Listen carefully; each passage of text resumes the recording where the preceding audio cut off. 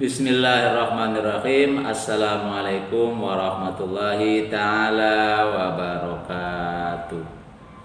Alhamdulillah, kita berjumpa kembali dalam pembelajaran pendidikan agama Islam dan budi pekerti. Baiklah anak-anak kelas 1 yang saya cintai, kita buka pembelajaran pada pagi hari ini dengan membaca basmalah. Bismillahirrahmanirrahim.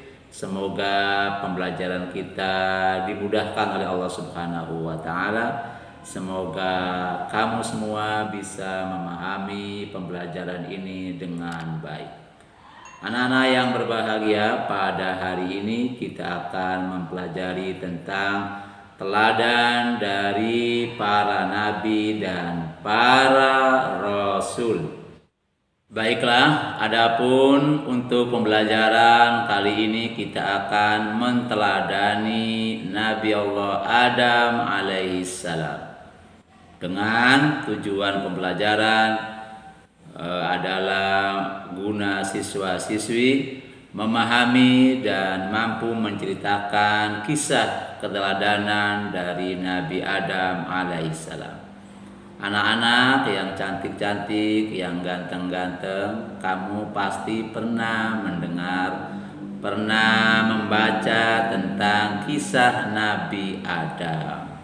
Nabi Adam itu adalah manusia pertama, yakni manusia yang pertama kali diciptakan oleh Allah Subhanahu wa ta'ala.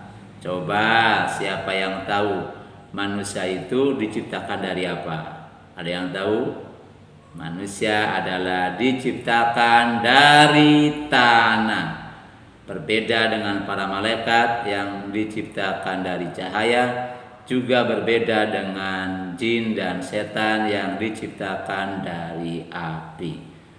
Anak-anak, Nabi Adam juga adalah nabi yang pertama Allah utus untuk membimbing umat manusia.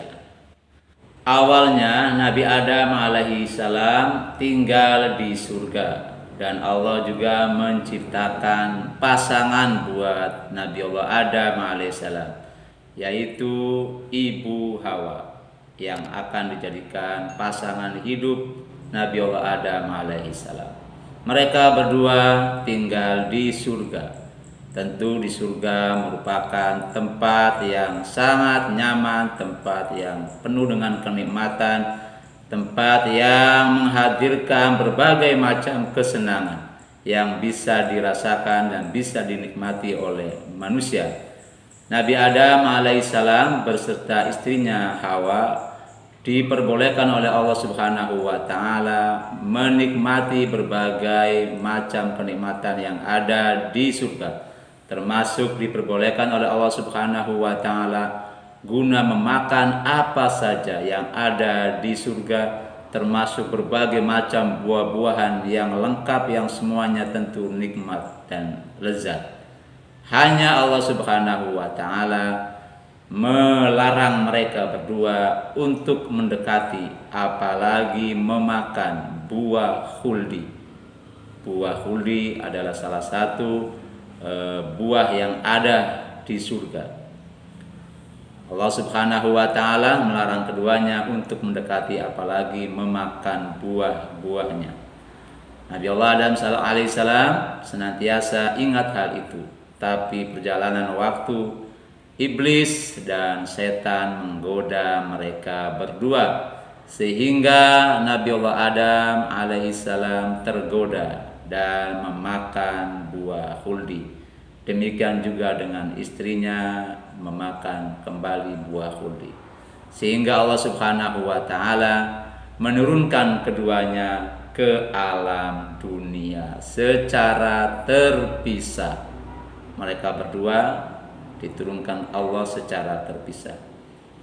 Selama 40 tahun keduanya berpisah, dan Allah mempertemukan mereka di Jabal Rahmah setelah berpisah sekian lama itu.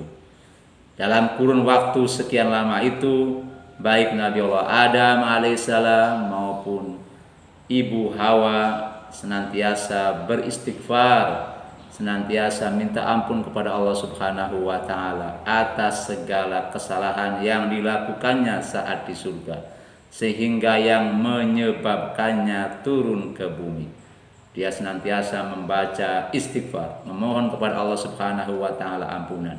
Demikian juga istrinya, dan sekaligus mereka berdua memohon kepada Allah Subhanahu wa taala agar dipertemukan, sehingga Allah mengabulkan keduanya, mengampuni dosa keduanya, dan mempertemukan keduanya di Jabal Rahmah setelah 40 tahun berpisah. Itu sekelumit tentang kisah Nabi Adam alaihissalam. Sekarang pelajarannya adalah apa yang bisa diteladani dari kisah Nabi Adam alaihissalam tersebut.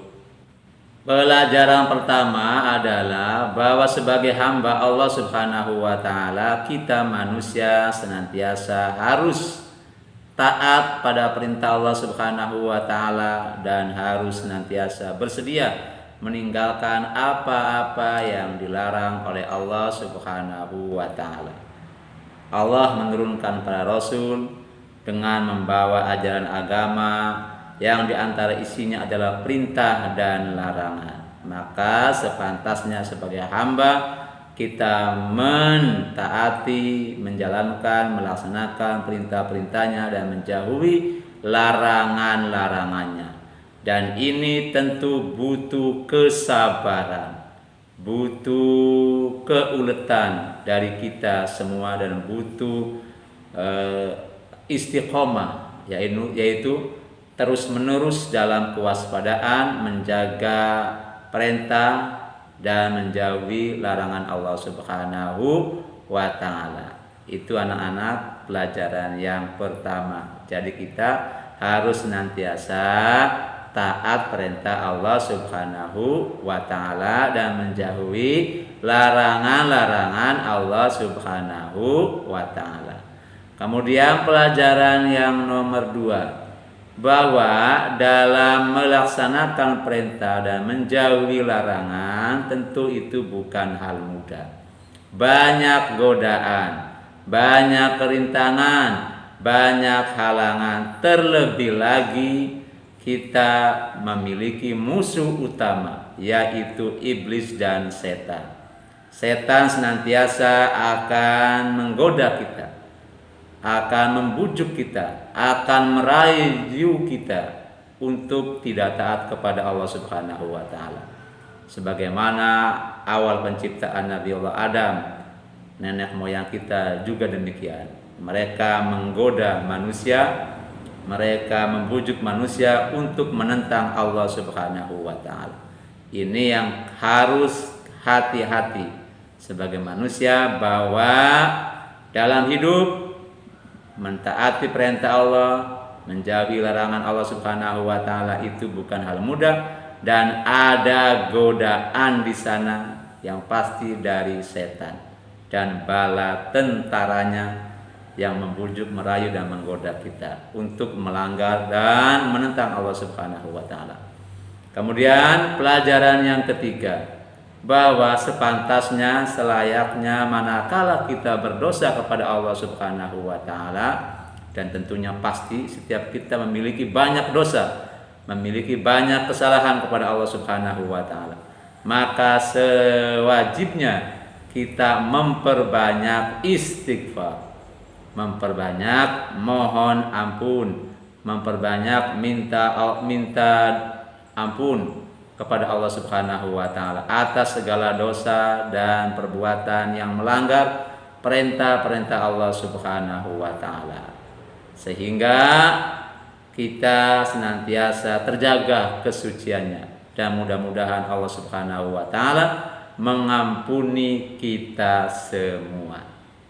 Kemudian pelajaran keempat adalah hendaknya kita semua senantiasa belajar, senantiasa berkomitmen sungguh-sungguh untuk memperbaiki diri.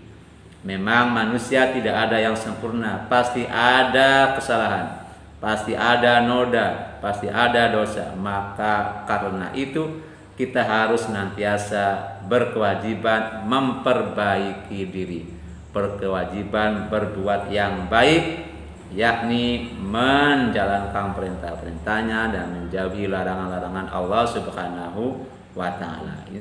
Demikian beberapa pelajaran yang bisa kita petik, yang bisa kita amalkan dalam kehidupan sehari-hari. Semoga kita bisa menteladaninya, semoga kita bisa menirunya apa yang pernah dicontohkan oleh Nabi Allah Adam alaihissalam. Kita akhiri pembelajaran dengan membaca hamdalah alhamdulillahirabbil alamin. Kita berjumpa kembali dalam pembelajaran berikutnya secara daring. Semoga senantiasa kita diberi kesehatan dan kekuatan sehingga bisa melakukan kegiatan sehari-hari secara baik. Billahi taufiq wal hidayah wa ridha wal inayah. Wassalamualaikum warahmatullahi taala wabarakatuh.